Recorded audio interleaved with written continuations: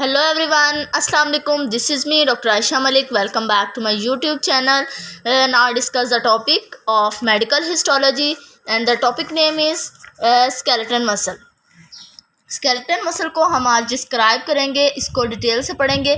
और आप topic start करने से पहले आपसे छोटी सी रिक्वेस्ट है, अगर आपने हमारा चैनल सब्सक्राइब नहीं किया तो इसको सब्सक्राइब करें और इसको लाइक करना मत भूलिएगा। अब हम बढ़ते हैं अपने टॉपिक की तरफ। What is skeleton muscle? Simple जो बात हम शुरू से पढ़ते आ रहे हैं कि स्केलेटन मसल क्या होता है। Skeleton muscle is a type of striated muscles which is under the voluntary controls. The skeleton muscles are titled as skeleton because of fact that they are attached to the skeleton because of the body. Skeleton muscle हमारे पास स्टेरेटेड muscles होते हैं और हमारे under control होते हैं।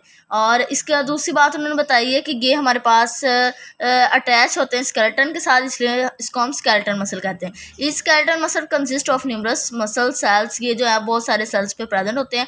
हम जब muscle cells की बात है तो हम मसल सेल्स को मायोसाइट्स भी कहते हैं, और ये जब मिलते हैं तो मिलकर जो है वो स्केलेटन मसल को जनरेट करते हैं।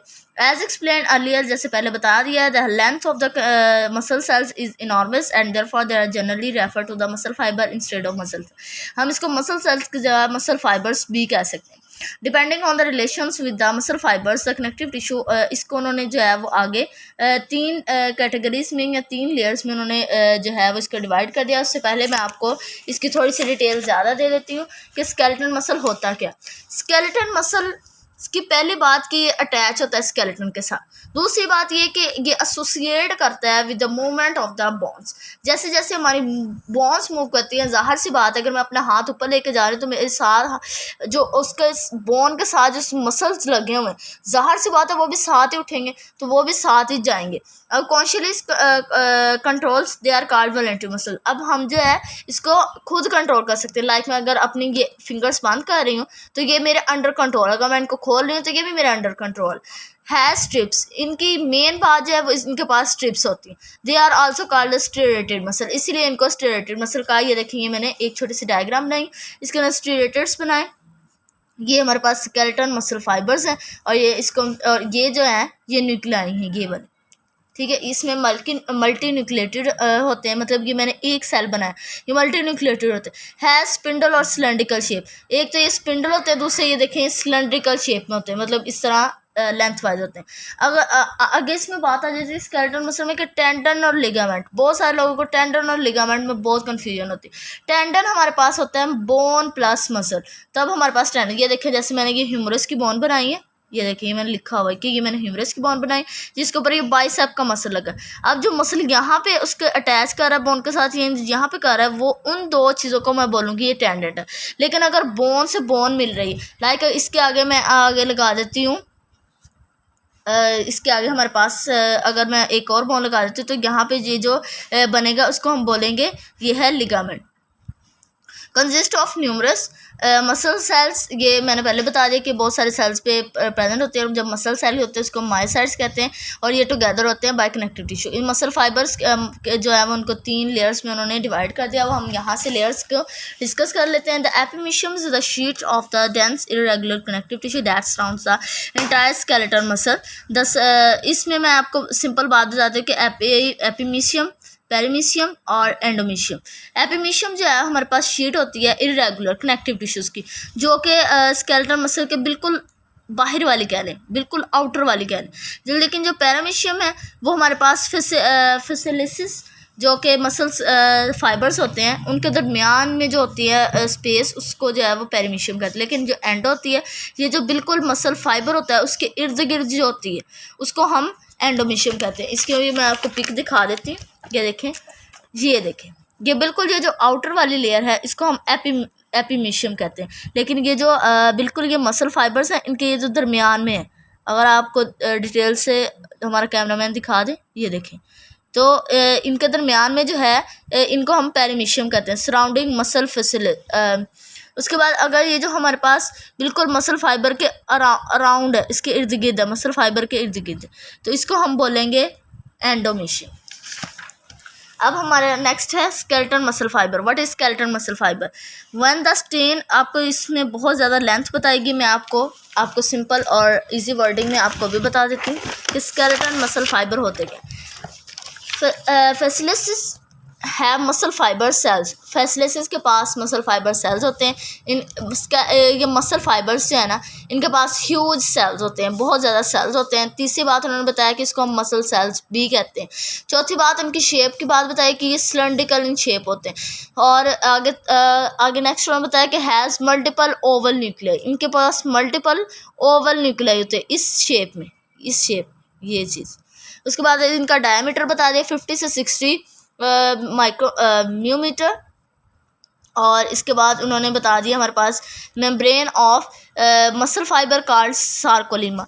अब ये जो इसकी मेम्ब्रेन होगी, आउटर मेम्ब्रेन, उसको हम सार्कोलीमा कहेंगे। लेकिन जो इसके अंदर ये साइटोप्लाज्म सा प्रेजेंट है, जिसको हम आम अल्फाज में साइटोप्लाज्म कहते हैं सेल्स के अंदर, ये इसको हम सार्कोप्लाज्म बोलेंगे। Cytoplasm of the skeleton muscles called sarcoplasm. अब सार्कोप्लाज्म क्या करता है, ये स्टोर करता है ग्लाइकोजन और मायोग्लोबिन।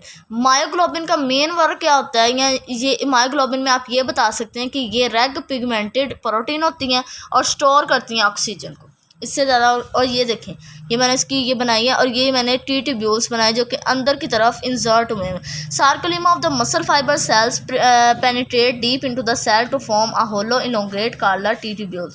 सार्कोलीमा जो है मसल फाइबर के, वो क्या करते हैं, पेनिट्रेट कर जाते हैं इनवर्ड, अंदर की तरफ जो है वो पेनिट्रेट कर जाते हैं और एक होलो क्रिएट कर लेते हैं। ये होलो बन गया, सही है, इसको हम टी ट्यूब्यूल्स कहते हैं।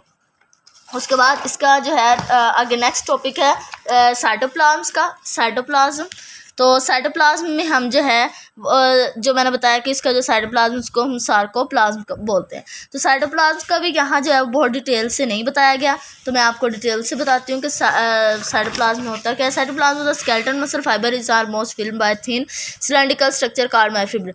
अब जो साइटोप्लाज्म है स्केलेटन मसल का, वो फिल किया होता है थिन पतला सा जो सिलेंड्रिकल स्ट्रक्चर होता है, उसको हम मायोफिब्रिल्स कहते हैं। मायोफिब्रिल्स क्या होते हैं, उसकी डिटेल्स आगे ये है कि ये प्रेजेंट होते हैं सेल के अंदर, और ये रन पैरेलल टू फैशन। इसका मतलब ये कि अगर सेल इस तरफ जा रहे हैं तो ये इस तरफ मूव करेगा, अगर सेल ऐसे जा रहे हैं तो ये ऐसे मूव करें, मतलब जैसा फैशन होगा ये वैसे मूव करे। 1 से 2 मीटर जो है इसका डायमीटर है, और extend the entire length of the cell. इसकी ये एक खासियत कि ये लेंथ को एक्सटेंड कर देता है। Contains a small Golgi complex mitochondria rough endoplasmic reticulum glycogen granules. मतलब इनके अंदर जाहिर सी बात है साइटोप्लाज्म के अंदर क्या क्या चीज़ें होती हैं वो सारी उन्होंने बता दी। माइटोकॉन्ड्रिया और गोल्जी कॉम्प्लेक्स का ये है कि ये जो है माइटोकॉन्ड्रिया तो हमारे पास पावर हाउस है जो कि एनर्जी और पावर को जो है स्टोर करता है और हेल्प आउट करता है। लेकिन आगे इसकी आगे उन्होंने बता दिए A band, I band, M line, H zone और जी डिस्क। ये सारी चीज़ें इसके जो है वो डिटेल्स में आ जाती हैं। ये देखें, उन्होंने आगे आई डार्क बैंड और लाइट बैंड का पूछा हुआ, आगे उन्होंने मायोफिब्रिल्स का बताया। मैं आपको अभी सारी डिटेल्स देती हूँ कि ए बैंड क्या होता है। A band show dark band. A band जो है वो हमारे पास डार्क बैंड को शो करता है। A means anisotropic. अब एनिसोट्रोपिक का मतलब क्या होता है कि can polarize with the visible.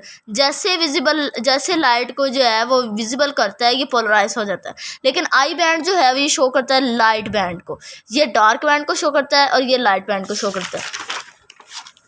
उसके बाद आ जाता है आई बैंड, मतलब I means isotropic. Isotropic can not polarize with the visible light. Visible light के साथ ये पोलराइज नहीं होता। आगे इसकी एम लाइन का बता दिया कि एम लाइन क्या होती है। It is a mid line which is bisected to H zone. जो एच जोन को बाइसेक्ट कर दे उसको हम एम लाइन कहते हैं। M mean mid line. H zone क्या होता है। A band have light strip. A band के पास लाइट स्ट्रिप होती है, मैंने पहले भी बता दिया, ठीक है। और उसके बाद in the mid section this is called helizone. Heli mean होता है लाइट। अब आगे जी डिस्क आ जाता है। Light band is seen to be bisector by a dark transverse line which is G disc. अब जो लाइट बैंड है वो नज़र आता है हमें जब दो डार्क ट्रांजिस्टर लाइन बाइसेक्ट करते हैं, तो जी डिस्क या जी लाइन हमें जो है वो ऐसा नज़र आती है, ये सीन होती है। अब उसके बाद हमारे पास है सार्कोमेर। सार्कोमेर क्या होता है? Structure and the functional unit of the skeleton must present in between two I band, दो आई बैंड्स के दरमियान। ये हमारा कैमरा मैन अगर दिखा दे कि मैंने ये बनाई है, ये दो आई बैंड्स के दरमियान जो हमें एक स्ट्रक्चर और फंक्शनल यूनिट मिलता है, उसको हम सार्कोमेर बोलते हैं। या आप ये कह सकते हैं कि बिटवीन टू सक्सेसिव जी लाइन्स, ये हमारे पास एच जोन है, ये एम लाइन है, ये ए बैंड है और ये हमारे पास आई बैंड। ये थिन फिलामेंट है और ये थिक फिलामेंट है। जैसे ही कॉन्ट्रैक्शन होती है, ये जो है हमारे पास एच जोन बिल्कुल डिसअपेयर हो जाता है, एम लाइन बिल्कुल डिसअपेयर हो जाती है और ये जो आई बैंड है ये शॉर्ट हो जाता है, लेकिन ए बैंड वैसे का वैसे ही रहता है। इसको हम स्लाइडिंग फिलामेंट मॉडल भी बोलते हैं, एक्साइटेशन कपलिंग मैकेनिज्म भी बोलते हैं। हमारा आज तक हमारा था यहाँ तक टॉपिक। अगर आपको हमारी वीडियो अच्छी लगी है तो इसको लाइक करें, शेयर करें, सब्सक्राइब करें। मिलते हैं अगले वीडियो में, तब तक के लिए अल्लाह हाफिज़, बाय बाय।